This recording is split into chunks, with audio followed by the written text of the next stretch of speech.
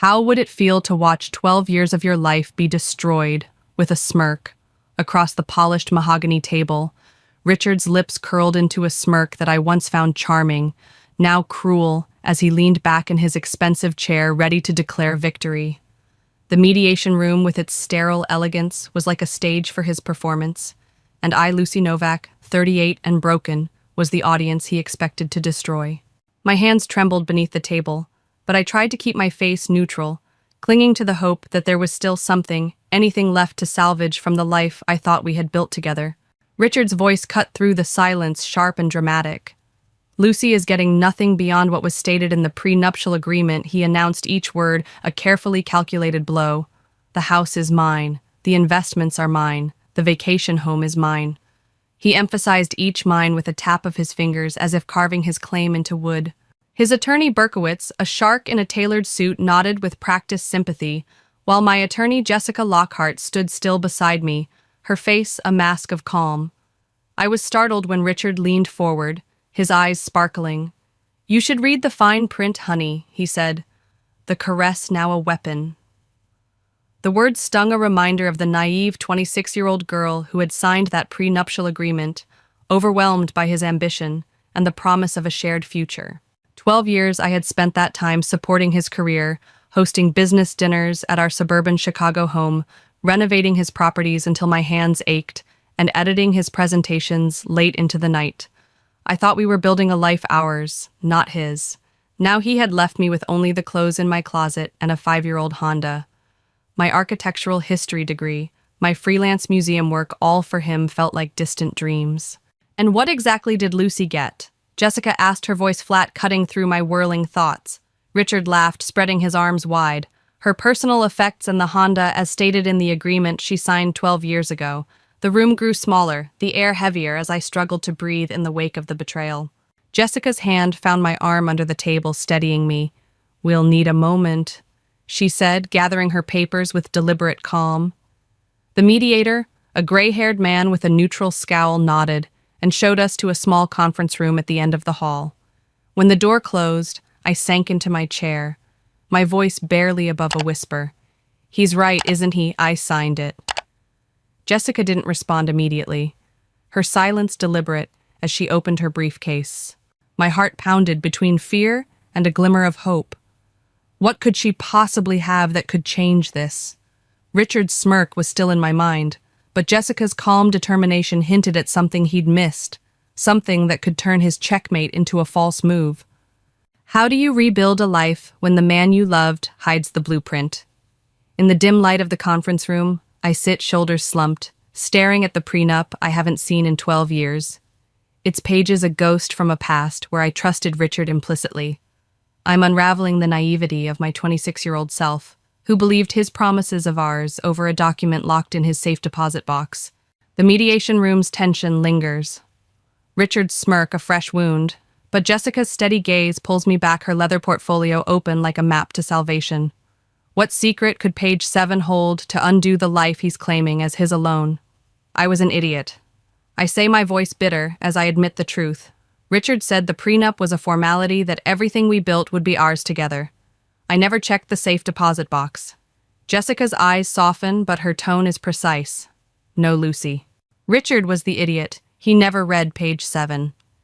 She turns the document toward me, her manicured nail pointing to paragraph 16b. I read aloud, my voice shaky but growing stronger. In the event the marriage continues for a period exceeding 10 years, this agreement shall be considered null and void, and all assets acquired during the marriage shall be subject to equitable distribution under state law, regardless of title or origin of funds. My heart pounds as the words sink in. The prenup expired 2 years ago. Everything, the house, the investments, the main cottage his company shares, is on the table. How I whisper disbelief mingling with hope. Jessica closes the portfolio with a snap. Richard's lawyer, Berkowitz, isn't the one who drafted this. Lazarus and Reed, a prestigious Chicago firm, did 12 years ago. They included standard sunset provisions in their prenups, boilerplate language. Richard's arrogance overlooked. He fired that firm 8 years ago, likely without reviewing what he'd signed. Her smile is slow, satisfied. He doesn't know. The realization dawns like sunlight breaking through clouds. Richard, so calculated, so confident, has been blindsided by his hubris. My mind races replaying his casual cruelty over dinner 3 months ago, when he announced the divorce as if commenting on the weather, already moving assets, planning his exit with Megan, his 26-year-old assistant. Do we tell him now? I ask, a strange calm settling over me. Jessica's eyes gleam. Or do we let him think he has the upper hand? The question ignites a spark I haven't felt in months. Richard's been meticulous, hiding watches and cufflinks, documenting petty disagreements as irreconcilable differences. His arrogance is his blind spot. Not yet, I decide, my voice steady. Let's see how far he'll go, thinking I have no recourse. Jessica nods, approving of my risky strategy. He might hide assets if he feels too secure, she warns. I shake my head. He won't. He thinks the prenup protects everything. We return to the mediation room. My steps lighter. Despite the weight of 12 years, Richard scrolls through his phone, barely acknowledging us, his smirk intact. The mediator asks if we've reconsidered. Jessica responds formally. We maintain that Mr. Davenport's distribution is inequitable. Lucy has contributed significantly to the marriage and marital assets. Richard sighs, dramatic and dismissive. The prenup is clear. I catch Jessica's eye, her nod almost imperceptible. Perhaps we should take time to reflect. I say, my calm tone surprising even me. Richard frowns, expecting tears or anger, as when I discovered his affair. My composure unsettles him. Fine, he snaps. But the prenup won't change. Lucy. If only he knew. As we leave, his gaze follows me. A stranger now calculating how to discard me at minimal cost. For the first time, I feel the power of a secret he doesn't suspect hidden on page 7. Can a single morning unravel the weight of 12 years spent in someone else's shadow?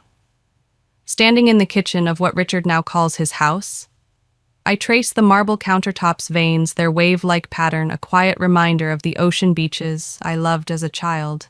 I'm rediscovering pieces of myself buried beneath the role of Richard's wife.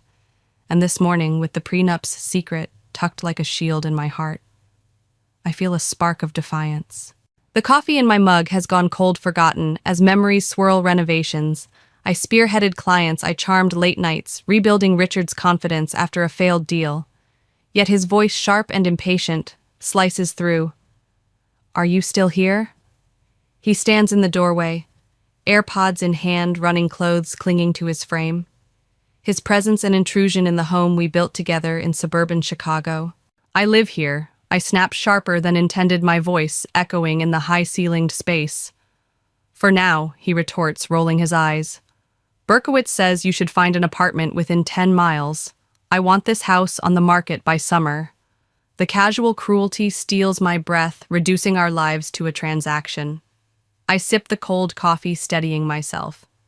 Jessica thinks there may be grounds to challenge the prenup, I say, watching his reaction. He laughs, hollow and dismissive, grabbing a water bottle from the fridge I still stock. That prenup's ironclad, Berkowitz assured me, his confidence blind to page 7's power, fuels my resolve. I escape to the art museum, a sanctuary 5 miles from home, its quiet halls soothing my frayed nerves. Wandering the modernist wing, I spot Margaret, the curator, who's known me since my consulting days. Her warm embrace breaks my reserve. Are you okay? She asks, guiding me to a bench before a towering Rothko. I share the divorce, the prenup, and our strategy to let Richard dig his own grave. Her eyes gleam with mischief. He never respected your work, Lucy. The board still talks about your Westfield collection curation. Then she pulls out her tablet. The director position for special collections is open. It's yours if you want it. My breath catches. This job, a dream deferred for Richard's career, is within reach. When would I start? I ask, silencing the old reflex of seeking his approval.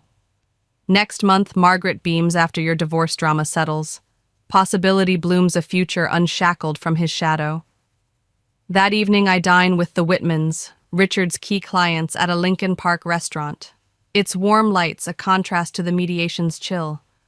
Camille, an art historian, and Alexander, passionate about architectural preservation, welcome me like an old friend. Over dessert, Alexander says, We've missed your insight. Lucy Richards' presentations lack your touch. Camille's hand covers mine. We heard about the gala. Richard with his assistant. It was noticed. The image stings, but I hold my dignity. We're divorcing, I admit, not amicably, despite what he claims. They exchange a look, then offer me a consulting role on their Franklin Theater restoration, a historic Chicago landmark. Your expertise is perfect, Camille insists. I accept, my heart racing with purpose. Back home, I document Richard's earlier words on my phone, his apartment directive, his dismissal of my contributions, his affair with Megan. My phone buzzes. A text from Richard Berkowitz has a settlement offer tomorrow. Be reasonable. I smile, ignoring it. The museum job, the theater project, the Whitman's trust. These are my foundation now built on page 7's promise. For the first time, I'm not just surviving, I'm shaping a future that Richard's control can't reach. What does it mean to face the man who redefined your worth, knowing you hold the key to his undoing? In Berkowitz's downtown Chicago office, all gleaming glass and sharp edges, I perch on a deliberately uncomfortable chair, the prenup's secret. A quiet pulse in my chest. I'm no longer the compliant wife who smoothed Richard's world, but a woman wielding evidence and resolve. Across the conference table, Richard examines his nails, feigning boredom, while Berkowitz slides a document toward Jessica and me. The settlement offer my Honda personal items, $50,000, and a demand to leave the house in 30 days feels like a slap, a fraction of the wealth I helped build. This is equitable, Jessica asks, her tone laced with irony. Berkowitz leans forward, hands clasped. Given the prenup, it's extraordinarily generous. Richard's eyes flick to mine, annoyance flashing. You're being unreasonable, Lucy. The prenup's clear. I tilt my head, a calculated move. Did you ever read it, Richard? All of it. His jaw tightens, irritation surfacing. Of course I did. What difference does it make? Jessica interjects, cool and precise.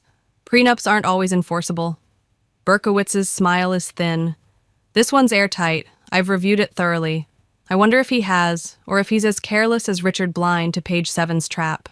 We'll need 3 days to respond, Jessica says. Gathering her papers, Richard counters.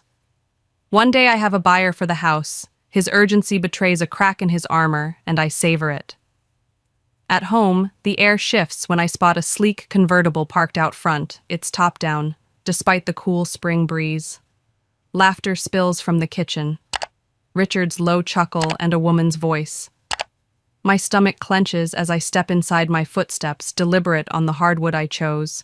There at the island, Richard holds a glass of my favorite Pinot Megan perched beside him, her blonde hair loose, her dress a costly imitation of sophistication. Lucy Richard says, surprise laced with irritation. I didn't think you'd be home. Clearly, I reply, my voice steady. Hello, Megan. We met at the Christmas party coat check, right? Her blush confirms my jab. Richard's jaw tightens. We're leaving. Megan needed files from my office. I glance at the cheese platter on my serving board. Quite the working lunch. This is my house. Richard snaps his composure, fraying. I don't need permission. I smile thinly. Your lawyer might disagree about entertaining your girlfriend here before the divorce is final. Judges frown on that. Megan stands flustered. Richard, we should go. He hesitates, then grabs folders, his hand on her back as they leave. Don't wait up. He mutters a childish jab. I won't. I call after him. I'm dining with the Whitmans tonight. His pause is telling, he knows their influence alone. I text Jessica. He brought Megan here, time to make him sweat. Her reply is swift. Perfect. We've got leverage now. As I prepare for dinner, a calm settles over me. Richard thinks he's untouchable. But page 7 and my new allies, the Whitmans. Margaret are rewriting the story he thought he controlled. When does the act of gathering evidence become a reclamation of your truth? In Jessica's Chicago office, surrounded by stacks of documents, I sift through 12 years of my life, each paper a testament to contributions Richard dismissed as trivial. The memory of Megan's laughter in my kitchen, Richard's casual claim over our home, fuels my resolve. Today we strike back not with the sunset clause, not yet, but with a demand that forces Richard to confront the value he's long ignored. I slide a bank statement across Jessica's desk, showing my $100,000 inheritance from my grandmother, used as the down payment for our main cottage. He calls it his property, I say, but my name's on the purchase agreement. Jessica's eyes gleam as she adds it to our dossier alongside emails where I secured client meetings and appraisals of artwork I curated for our home. "This is gold, Lucy," she says. "It proves you were an equal partner." The validation washes over me, rewriting years of Richard's gaslighting. Our plan, a counteroffer that challenges the prenup's fairness without revealing its expiration, baiting Richard to double down on his flawed defense. At Berkowitz's conference room 5 miles from Jessica's office, the air crackles with tension. Richard slouches, scrolling his phone, his nonchalance a thin veneer. Jessica presents our counteroffer: half the $2 million house, 30% of the main cottage, a share of his investment portfolio, and spousal support. Berkowitz's eyebrows climb. "This is absurd," he snaps. "The prenup precludes all of this." Jessica counters, her voice like steel. "My client signed under duress without counsel a week before the wedding. Its enforceability is questionable." Richard's head snaps up. "I told you it was standard. Lucy, you didn't need a lawyer." His defensiveness betrays a flicker of doubt. I lean forward, my tone calm but pointed. "You said it protected us, Richard, not just you." He falters, glancing at Berkowitz, who insists. The prenup's airtight. Jessica's smile is razor-sharp. "Perhaps you should review it again carefully." The suggestion lands like a pebble in still water, rippling unease across Richard's face. He rejects our offer as expected, but his voice lacks its usual bravado. "This is a waste of time," he mutters. Jessica gathers our files.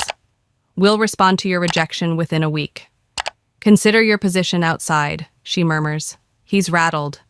Now we start financial discovery, every account, every transaction.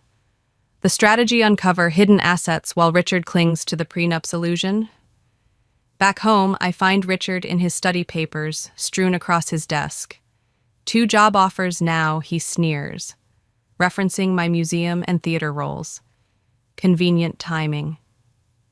His attempt to belittle me falls flat.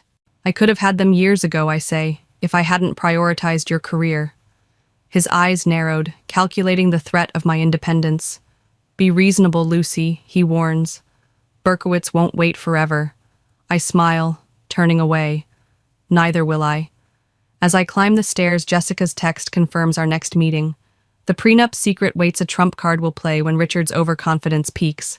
For now, I'm rewriting my story, one documented truth at a time, and Richard has no idea how much it's already changed. In Judge Winter's courtroom, a compact space humming with anticipation, I stand at the precipice of a new beginning, the prenup's sunset clause, a silent weapon ready to reshape my future. The memory of his rejection, our counteroffer, dismissed with a 15-page letter proclaiming the prenup's supremacy, fuels my steady gaze. Today, in this Chicago courthouse, page 7 will rewrite the narrative he thought he controlled. Jessica requested this emergency hearing, and as we enter, Richard and Berkowitz sit at their table, his casual confidence fraying at the edges. His eyes meet mine, probing for weakness, but I offer only calm resolve. Judge Winters, silver-haired and sharp-eyed, calls the session to order, her no-nonsense demeanor, a quiet promise of justice. "Ms. Lockhart, you requested this hearing," she says, reviewing her file. "Proceed." Jessica rises, her voice clear and commanding. "Your Honor, we've uncovered a provision in the prenup that renders further negotiation moot. I direct the court's attention to page 7, paragraph 16b. My pulse races as she hands copies to the judge and Berkowitz, the highlighted clause gleaming like a beacon. Berkowitz frowns, flipping to the page, while Judge Winters adjusts her glasses, reading silently. Her eyebrows lift, the only sign of surprise. "Mr. Berkowitz, are you familiar with this provision?" she asks. He scans the text, his face paling as he reads again. "I need a moment, Your Honor." He stammers, leaning toward Richard, who grabs the document. His expression shifts: confusion, disbelief, then raw fury as he reads the prenup null after 10 years, expired 2 years ago, overlooked. Judge Winters says flatly, her tone cutting. A provision invalidating the entire agreement was overlooked. Berkowitz flounders. "It's unusual, Your Honor, not standard in modern prenups." Richard straightens his voice tight. This wasn't in the draft I reviewed. I never agreed to this. The judge's gaze sharpens. Are you alleging alteration, Mr. Davenport? That's serious. Berkowitz intervenes his hand on Richard's arm. No, Your Honor. My client is surprised by a provision he doesn't recall. Judge Winters scans the document. The clause is consistent in font and formatting with both parties' initials on page 7. There's no evidence of tampering. My heart soars as she continues. The prenup is null and void, having exceeded its 10-year term. Equitable distribution under Illinois law will govern all marital assets. With a gavel's tap, 12 years of Richard's control dissolve the house investments, cottage shares all open to division. Richard remains seated, his face rigid with suppressed rage. As Berkowitz gathers their papers, he leans toward me, voice low. You knew, didn't you? All this time I meet his gaze unflinching. I found out when you said I'd get nothing but a Honda. You assumed I'd stay powerless. For a moment, something flickers in his eyes. Recognition, perhaps, of his miscalculation before hardening. This isn't over. Lucy. Jessica steps forward, her tone crisp. Legally it is. The court will ensure a fair division reflecting Lucy's contributions. Richard storms out. Berkowitz trailing his parting shot, lost in the courtroom's echo. Outside, spring sunshine warms my face, a stark contrast to the meditation's chill. My phone buzzes with Margaret's text. How'd it go? I reply. Fingers steady. Prenup's invalid. Everything's changed. Her response is instant. Dinner tonight. 7 p.m. The department wants to toast our new director. The invitation sparks joy, a reminder of the community I've rebuilt. In the parking lot, Richard watches from his car, his stare heavy with frustration. For 12 years I shaped my expressions to please him, hiding pain to ease his burden. Now I hold his gaze, letting him see my strength, a woman no longer defined by his verdict. He drives away and I linger, savoring the shift. The war isn't over. Richard will fight his ego demanding it, but the battlefield has leveled. The museum, the theater project, my new apartment waiting in Lincoln Park. They're not just victories, but a life I'm claiming for myself.